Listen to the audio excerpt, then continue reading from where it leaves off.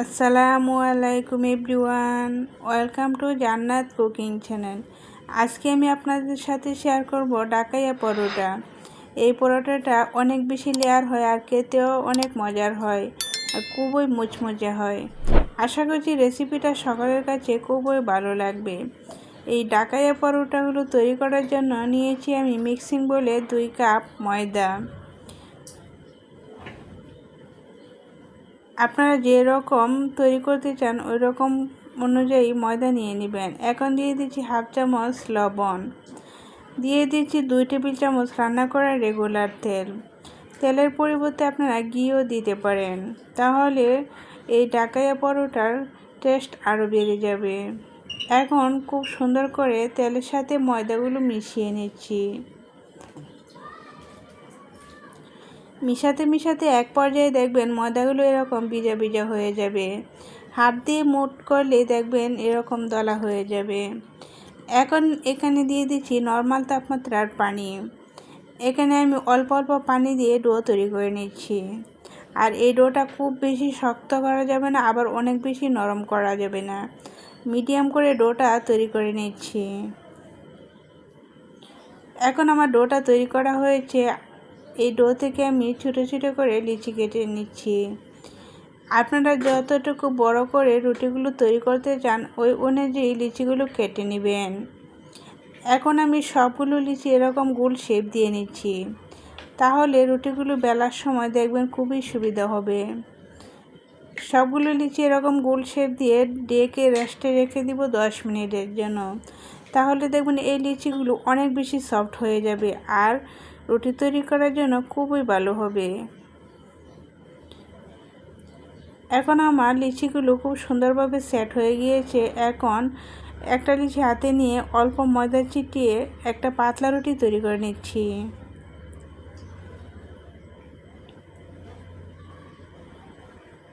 চেষ্টা করবেন রুটিগুলো একটু গোল করে তৈরি করে নিতে, তাহলে কিন্তু এই পরোটাগুলো শেপ দিতে খুবই সুবিধে হবে। এখন একটা মিক্সার তৈরি করে নেব।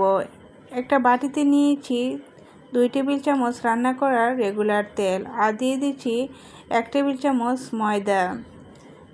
আপনাদের কাছে যদি কর্নফ্লাওয়ার থাকে তাহলে কর্নফ্লাওয়ারও দিতে পারেন। আমি ময়দা দিয়েই এই মিক্সারটা তৈরি করে নিয়েছি আর এরকম পাতলা করে তৈরি করে নিতে হবে।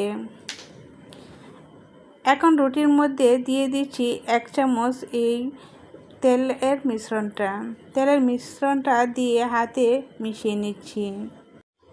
এখন একটা নাইফের সাহায্যে রুটির মাছ থেকে এরকমভাবে কেটে নিয়েছি আর কাটা অংশ থেকে এক সাইড থেকে আমি এরকম রোলের মতো পেঁচিয়ে নিচ্ছি।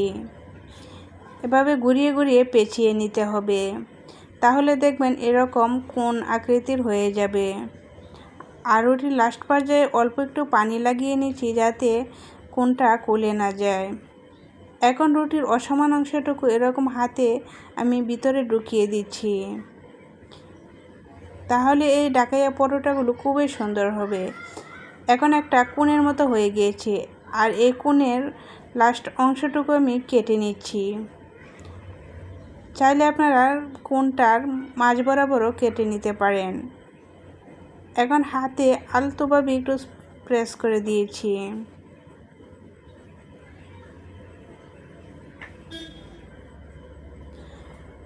আরও একটা রুটি তৈরি করে নিচ্ছি।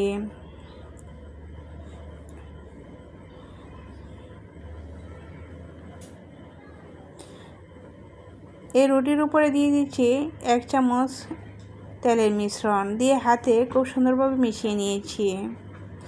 আর একটা নাইফের সাহায্যে খুব সুন্দরভাবে রুটির মাছ থেকে একটু কেটে নিয়েছি আর রুটিটা এরকম ঘুরিয়ে ঘুরিয়ে পেঁচিয়ে নিচ্ছি রোলের মতো। পেঁচিয়ে নেওয়ার পর দেখবেন এরকম কোণের মতো হয়ে যাবে।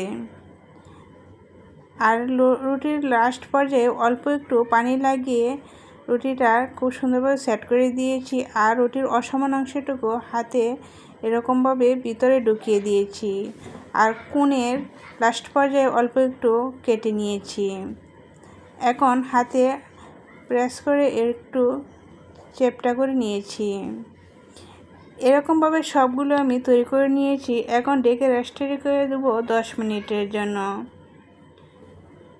10 মিনিট পর দেখবেন এই লিচিগুলো এত বেশি সফট হয়ে গিয়েছে, আপনি হাতে প্রেস করে এরকম সুন্দরভাবে কিন্তু রুটিগুলো তৈরি করে নিতে পারবেন। বেলুনের কোনো প্রয়োজন হবে না। আমি একটা এরকম হাতে প্রেস করে তৈরি করে নিচ্ছি।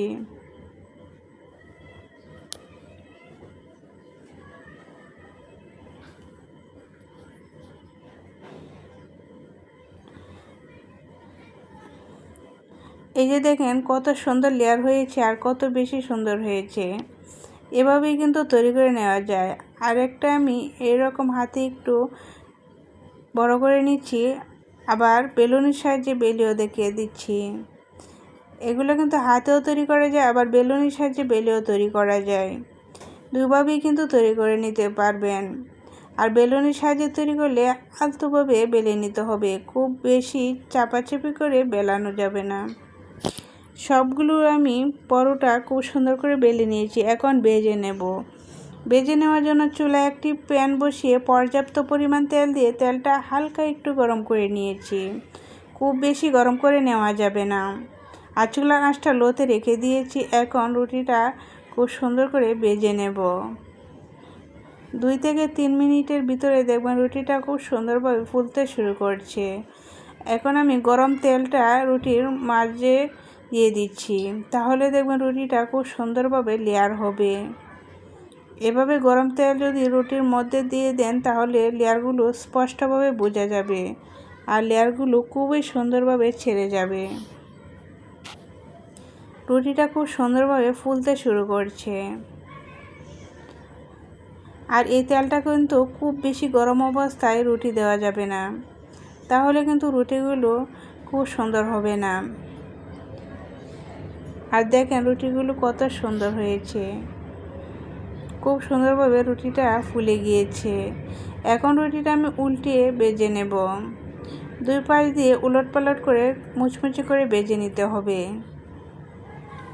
ঢাকাইয়া পরোটাগুলো কিন্তু মুচমুচে করে ভেজে নিতে হয়, আর ভিতরে হালকা সফট থাকবে, উপর দিয়ে মুচমুচে থাকবে। আর চুলার আঁচ বাড়ানো যাবে না। এখন আমার রুটিটা ভাজা হয়েছে। আর রুটিটা উঠিয়ে নেওয়ার সময় এরকম উল্টিয়ে দিতে হবে, তাহলে দেখবেন আপনার তেলটা খুব সুন্দরভাবে জ্বরে যাবে।